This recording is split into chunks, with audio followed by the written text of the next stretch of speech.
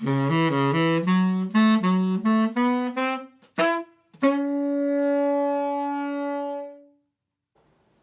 I'm Dr. Carlson. This is a short clip on tweeting passages of importance and how we might close read or do literary analysis, particularly in response to a tweet of a passage of importance. And when we do close reading and literary analysis, we're asking questions like this.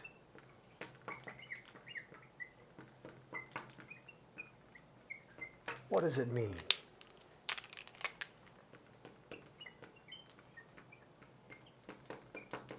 How does it work? Or, what's it doing?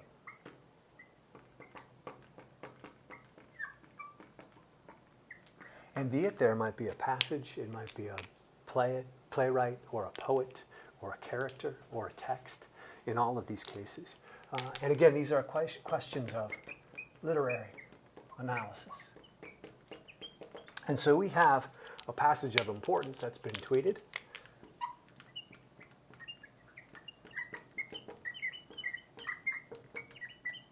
And what we want to do is respond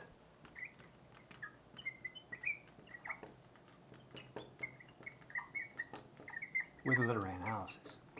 And that, of course, takes time and space. And so we've got a passage here that I want to take a look at and work through, both out loud and in writing, so that I can then synthesize and produce a tweet of analysis in response. The passage tweeted from Shakespeare, this is also from As You Like It, and in his brain, which is as dry as the remainder biscuit after a voyage, he has strange places crammed with observation.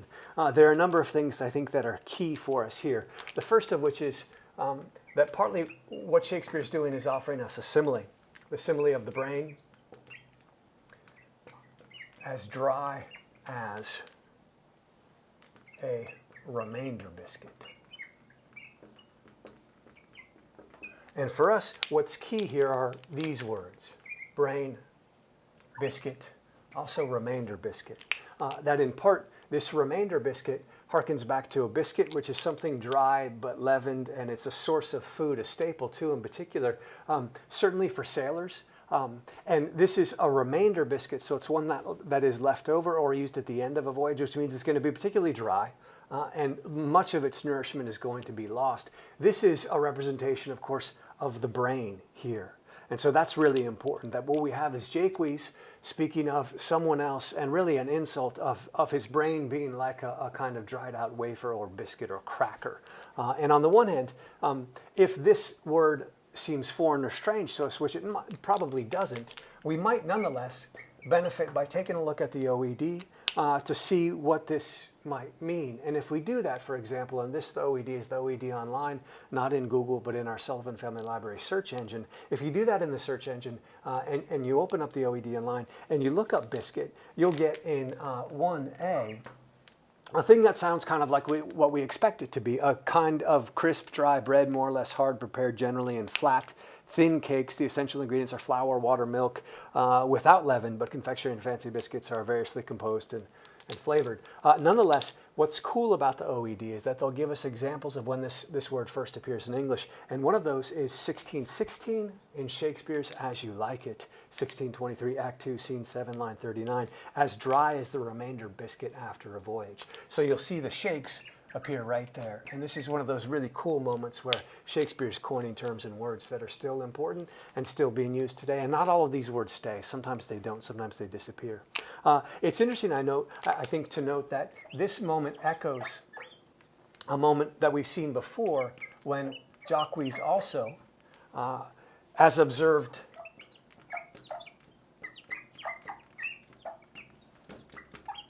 by the Lords earlier, is moralizing on the spectacle of a wounded deer. And so this play, As You Like It, is a play that involves lots of love and folly and madness and fools. And remember that Jaques is a fool. He's referring back to Amiens, who is also a fool in part. But this means that what we have are a number of fools. We can think of Jaques, we can think of Touchstone. Let's maybe anatomize. Jaques, certainly touchstone. And Jaques comes with Duke Sr. and the other exiled lords in the Forest of Arden, but touchstone comes with Rosalind and Celia. We might also think of Amiens, who he's referring back to here as being possibly one of those. But there are others too, and those others might include, although they're not wholly this, but Silvius, Phoebe, and touchstone, of course, who later pairs up with Audrey. So this is a play filled with, fraught with fools. And yet it's a play about love. It's also a comedy, which means that its intent is to posit lovers in the appropriate pairings and matches such that the play or the comedy will end with the generic ending to comedy and marriage. So again, the tweeted passage, and in his brain, which is as dry as the remainder biscuit after voyage, he has strange places crammed with observation. Keep in mind that our contextualization is in part of fools and love, and the way by which there are so many fools in the Forest of Arden at this time. This echo, I think, we can hear and see in this a particular passage from Touchstone that is also important here, and that is Touchstone. We that are true lovers run into strange capers, but as all is mortal in nature, so is all nature in love mortal in folly. And that's an important passage to think of in context with this one, which is a slight. So Jaques in this passage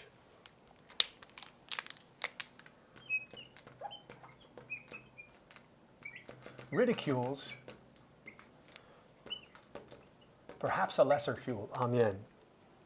But in the conversation that follows with Duke Sr. after, the larger topic is in part satire. And satire involves a kind of a person being mocked, or satire for early modernists. And when I say satire with reference to the early modernists, keep in mind that we're thinking of, for example, Horace, Juvenal, and in this satire, the person ridiculed is not named.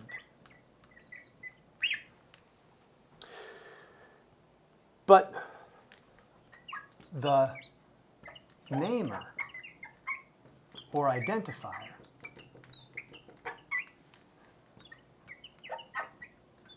bears the weight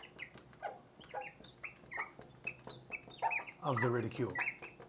And so it's important here, and this is the discussion that follows with Duke Sr. And Jaques in this moment. So it's important for us to note that, again, if we think about what does this passage mean, how does it work, what is it doing, that here, remember that Jaques is working with a comparison of the brain to dry, old crackers. And this is really important, the space of the brain that is then filled with strange bits so that new and delightful observations can be made. And this practice of putting together in strange ways, connecting in various ways, and then offering up is the practice of, is the space of the fool. It's a space of wit, pleasure, delight, in some ways, freedom, and in others, folly. And it's this space that Jaques wishes that he can be, that he can take on. And so it's interesting that he mocks this thing, that does these things, these very things that he wants to do, even as he himself wants to be them, which is different in space. That space reminds us and should take us back in part to thinking of satire and the early modern tradition in horse and juvenile. And from this space, we want to synthesize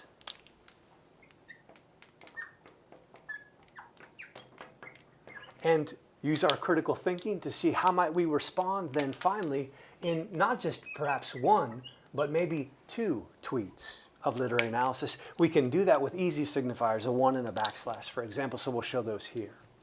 Mahalo.